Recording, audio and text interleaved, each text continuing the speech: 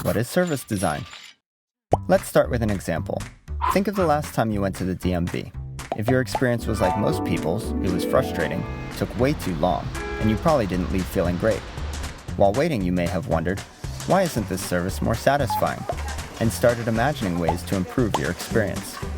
Service design is the practice of making services, just like the DMV, better, through research, developing ideas, and testing experiences. Because you can't see them, you probably don't think about services too often, but they are everywhere, and you're interacting with dozens, if not hundreds of them every day.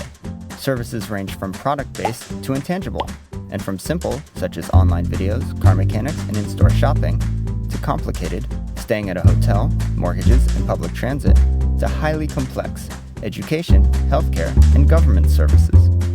As you can see, services affect most areas of our lives. Actually, services are so prolific that they now account for a majority of the world's GDP.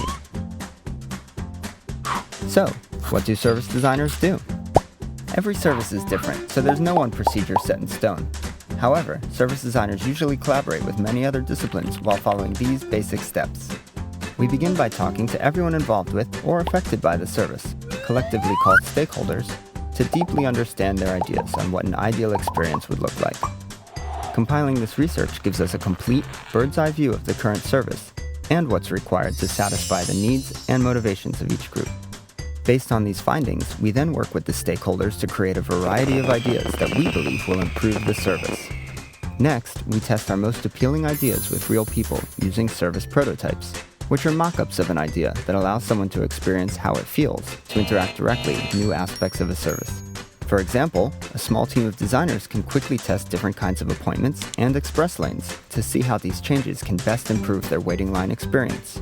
Or we might have employees at one DMV location provide customers with free coffee, Wi-Fi, and a comfortable lounge area in order to test how these small changes can improve the overall experience. Repeating these phases many times allows us to better understand the problem while polishing our ideas and collecting them into a complete service solution. At the end of the process, we share the newly redesigned service with the relevant stakeholders and provide them with a plan for implementing, sustaining, and evolving it in the future. So, what are the results?